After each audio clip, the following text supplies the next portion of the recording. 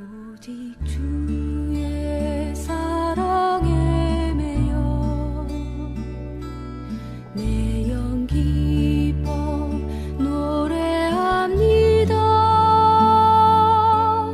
이 소망의 언덕 기쁨의 땅에서 주께 사랑 드립니다. 오직 주의 임재 안에 갇혀. 오늘 우리에게 주신 하나님의 말씀은 마태복음 5장 1절부터 12절까지 말씀입니다. 예수께서 무리를 보시고 산에 올라가 앉으시니 제자들이 나아온지라. 입을 열어 가르쳐 이르시되 심령이 가난한 자는 복이 있나니 천국이 그들의 것이며 애통하는 자는 복이 있나니 그들이 위로를 받을 것이며 온유한 자는 복이 있나니 그들이 땅을 기업으로 받을 것이며 의에 줄이고 목마른 자는 복이 있나니 그들이 배부를 것이며 긍휼히 여기는 자는 복이 있나니 그들이 긍휼히 여김을 받을 것이며 마음이 청결한 자는 복이 있나니 그들이 하나님을 볼 것이며 화평하게 하는 자는 복이 있나니 그들이 하나님의 아들이라 일컬음을 받을 것이며 의를 위하여 박해를 받은 자는 복이 있나니 천국이 그들의 것임이라. 나로 말미암아 너희를 욕하고 박해하고 거짓으로 너희를 거슬러 모든 악한 말을 할 때에는 너희에게 복이 있나니 기뻐하고 즐거워하라. 하늘에서 너희의 상이 큼이라. 너희 전에 있던 선지자들도 이같이 박해하였었느니라. 아멘. 내 영 기뻐 찬양합니다. 이 소명의 언덕 거룩한 땅에서 주께 경배드립니다. 주께서 주신 모든 은혜 나는 말할 수 없네. 내 영혼 즐거이 주 따르렵니다. 주께 내 삶 드립니다.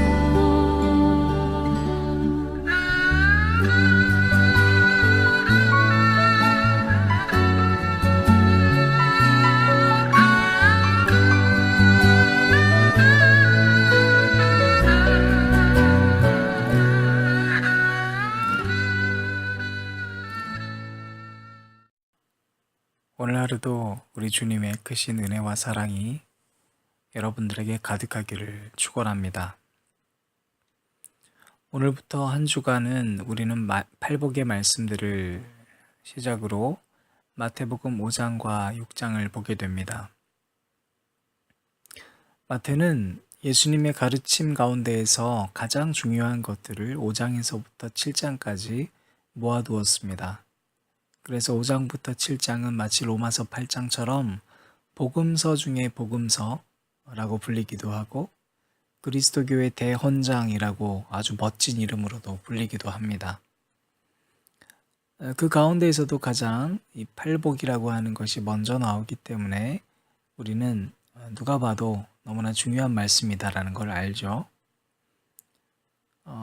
이 가르침이 언제 기록됐는지를 잠깐 보면 광야에서 사탄의 시험을 이겨내시고 예수님께서 선언하는 내용입니다. 팔복의 한 절 한 절들이 사실 굉장히 깊은 의미를 담고 있어서 새벽기도 시간에 설교 한 20분 정도로 10분도 안 되는 것 같아요. 끝낸다는 것은 너무나 어려운 일입니다. 그래서 이번 주에는 비록 매일 성경의 본문과는 조금 다르지만 조금이라도 여러분들과 나누기 위해서 팔복을 3번에 걸쳐서 나누고 사실 이 5장에 보면 이 내용들이 거의 다 내포가 되어 있습니다. 그래서 수요일까지는 팔복을 좀 나누면서 매일 성경에 나와 있는 또 다른 의미들을 나누고 이후에 계속해서 말씀을 전하도록 하겠습니다. 1절을 보면 무리를 예수님이 보셨습니다. 그죠? 먼저 보셨어요. 제자들 전에. 그리고 나서 예수님이 하신 행동이 있습니다. 바로 산에 올라가셨습니다. 의도적인 행동이라는 걸 알게 되겠죠. 그랬더니 이 무리들이 그러면 따라왔을까요? 그렇지 않았어요. 제자들이 따라왔습니다. 예수님이 묻고 계세요. 너는 나를 따라오는 제자들이냐? 아니면 그냥 멀리서 방관하는 무리들이냐? 우리는 예수님께서 이것을 우리에게 먼저 묻고 계시다는 것을 분명히 알아야 합니다.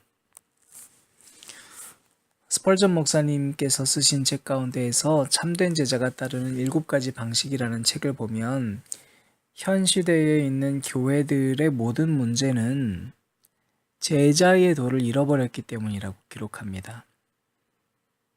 제자를 모든 교회들이 잃어버렸기 때문에 사실 많은 교회들의 문제는 생겨난다는 거예요. 그래서 그분 책의 핵심 메시지는 뭐냐면 제발 그리스도인들 예수 말 좀 따라 살아라는 거예요. 아니 예수를 따른다고 하면서 왜 예수가 말하는 그 가르침대로 따라 살진 않느냐는 거예요. 그러니까 그 말 외에 다른 것들은 좀 버리라는 겁니다. 제자라고 이야기하면서도 실제로는 세상 무리들처럼 추구하고 산다는 거예요. 그래서 너희 한 사람 한 사람의 말과 행동이 일치해야 된다는 거죠. 여러분 우리 마찬가지입니다. 우리가 가르치기는 잘 가르칩니다. 애들한테 얘들아 예배 정말 중요하다. 정말 중요하다 하면서 우리의 예배는 어떠냐는 거예요. 교회가 중요하다. 아이들에게 가르치면서 내가 교회를 대하고 있는 모습은 어떠냐는 거죠. 또 교회는 건물이 아니다라고 가르치면서 과연 나는 성전이 되어가고 있느냐. 이웃을 사랑하는 것 중요하다고 가르치면서 정말 내 사랑은 어떠냐는 거예요. 여러분 오늘 말씀에서 무리는요. 바로 이 5장 말씀 이전에 나와 있던 예수님의 이적들을 보고 쫓아온 사람들을 말합니다. 굉장히 많은 무리들이었어요. 이들은 예수님에게 열광적이었을 겁니다. 예수님이 가는 곳마다 이적을 벌이시니까요. 정말 메시아가 나타났다고 생각했을 거예요. 그러면 여러분 그 화려한 이적을 보인 예수 그리스도가 가는 곳이라면 메시아라고 생각될 수 있으니 다 따라가야 되지 맞잖아요. 놀랍게도 5장 1절에서 예수님이 산 위에 올라가시니 제자들만 올라갑니다. 무리들은 아주 멀리 있던가 산 중턱에 있던가 올라가지 않는 사람들도 있었고 그냥 멀리 있어도 괜찮았었던 겁니다. 여러분 제자는 성경에서 말하는 제자는요. 예수가 가는 곳이면 가장 먼저 사모하고 따라가는 자들이었습니다. 그분이 산에 올라가실 때 가장 먼저 적극적으로 따라 올라갔습니다. 사모해야 합니다. 사모해야 합니다. 그리고 나서 예수님께서 가르치시는 내용을 보면 대단히 이해가 되지 않은 내용을 우리에게 가르쳐주고 계셔요. 우리 팔복 말씀을 잘 알지 않습니까? 3절 말씀부터 시작되는 이 팔복의 말씀들은 심령이 가난한 자에게 복이 있다. 애통하는 자들에게 복이 있다. 이런 말씀들이 계속 이어지고 있어요. 반면에 여러분, 물이라고 일컬어지는 세상은 우리에게 복이 무엇이라고 가르쳐 왔죠? 여러분 잘 아시지 않습니까?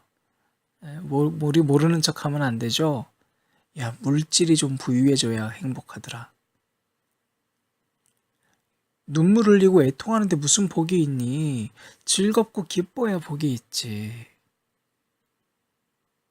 네가 먼저 기뻐야 남을 위로해주지. 네가 좀 부유해져야 남들을 섬기지. 박해를 받는데 복이 있다고? 정의가 밥 먹여주냐? 정의롭게 사는 건 밥 못 먹어. 공부부터 열심히 해. 너부터 판검사 되고 나서 그 정의를 구현시키면 되는 거야. 라고 가르치지 않습니까? 여러분, 세상, 즉 무리는 어떤 사람들인가? 예수님을 따르는 것 같기는 하지만 자기 마음대로 내키는 대로 살아가는 자들을 말합니다. 그래서 마태복음 5장은 사실상 내내 이번 주 우리 계속 나누겠지만, 얘들아, 하나님께서 우리에게 주신 율법이라는 게 뭐냐? 말씀이라는 게 뭐냐? 그거는 너희가 참된 복을 찾는 데서부터 시작한다는 거야. 너희들이 지금 알고 있었던 복의 개념들이 완전히 다른 거야. 그건 세상 사람들이 추구하는 복이야.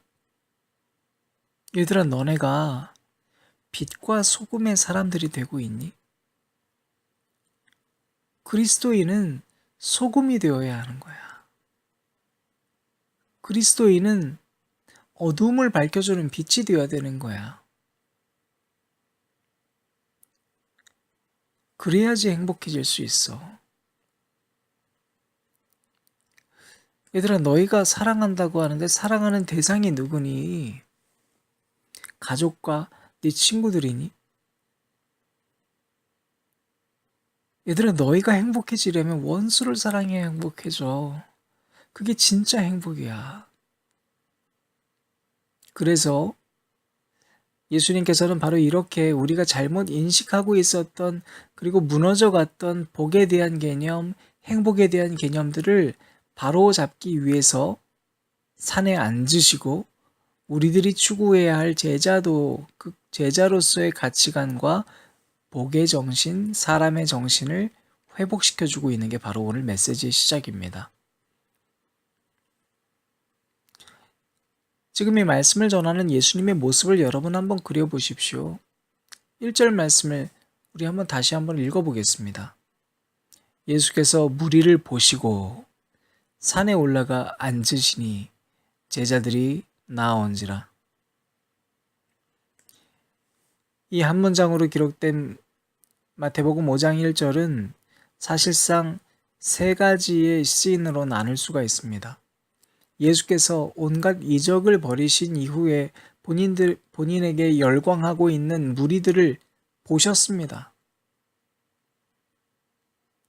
훑어보셨습니다. 이들의 열광이 무엇인가? 이들이 추구하고 있는 것이 무엇인가? 그리고 예수님은 높은 산으로 올라가시기 시작했습니다. 무리들이 다 보았습니다. 그러나 그 올라가는 예수님의 힘겨운 모습을 보면서 그 뒤를 바짝 쫓아간 자들은 무리 중에 일부인 제자들이었습니다. 그 화려했던 이적을 봤었던 무리들은 그 뒤를 따르지 않았습니다. 사랑하는 여러분, 우리는 올해 2019년 우리 교회에 주신 주제인 주님은 나의 방패, 나의 영광이라고 하는 표어를 기억합니다. 송구 영신 예배에서부터 계속 매주마다 우리에게는 시험이 직면할 것이라고 이야기했습니다. 시험은 늘 우리에게 있을 것인데 그때마다 우리가 기억해야 할 것은 우리를 불러주신 콜러, 그 하나님을 기억하면 이길 수 있다 했습니다. 내가 일하는 것, 즉 미션과 사명 이전에 내게 맡겨진 자리에서 삶이 버거울 때마다 생각할 것은 그 미션과 사명을 맡겨주신 콜러, 하나님을 기억하는 것이라고 했습니다. 모든 시험들은 수평적인 관계에서부터 오기 때문에 그 수평을 바로잡기 위해선 수직적인 관계를 바로 세우면 저절로 해결된다 했습니다. 우리가 기억해야 할 것은 오늘 우리에게 주신 이 마태복음 5장의 가르침은 예수님께서 사탄의 모든 시험을 물리치시고 당당히 산에 올라가 앉으심으로 당신의 권위를 선포하시는 것에 있습니다. 즉, 사탄의 어떠한 시험도 예수 그리스도의 권능 아래 굴복할 것임을 선언하고 있는 것입니다. 세상이 보기에 오늘 선포된 이 팔복들은 분명히 무능해 보여서 우리로 하여금 여기에서부터 거리가 멀어지도록 할 것이지만 주님의 능력 아래에 있는 모든 제자들의 삶은 곤고히 지켜질 것을 우리는 믿음으로 고백하기를 원합니다. 저와 여러분이 그리스도인이라면 바로 이 주님의 능력 안에 거하는 것입니다. 세상이 보기 좋아 보이는 떡으로 사는 자가 아니라 그 무리에서 벗어나 비록 힘들게 산에 올라가는 일이라 할지라도 예수 그리스도께서 원하는 것이고 그분이 따른 길이라면 우리는 주님의 제자로 마땅히 주님이 주시는 말씀의 열매 먹는 자들이 되시기를 주님의 이름으로 축원합니다.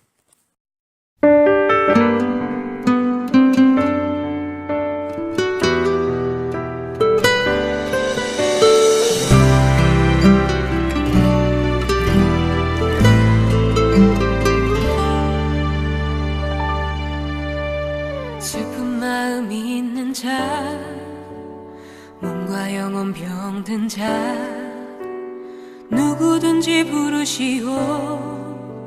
예수 이름 부르시오. 그 이름을 믿는 자, 그 이름을 부르는 자, 그가 어떤 사람이든 그는 구원하리라.